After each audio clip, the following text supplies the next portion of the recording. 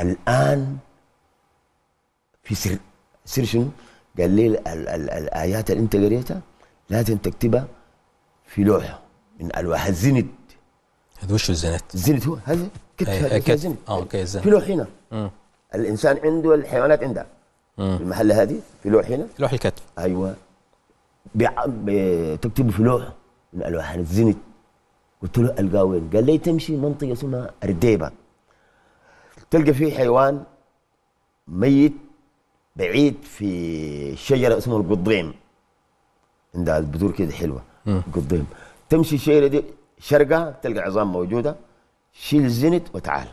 قلت له يا أخي أنا في حرازة وأرديبة هذه بعيدة، يعني تقريبا دون أكثر من 40 ودون 50 كيلو.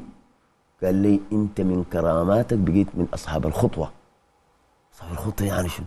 قال لي أنت تجمع لك الأرض جمع، يعني أنت ممكن الزان المملكة العربية تعزم من هنا تمشي تصلي في مكة وتجي راجع.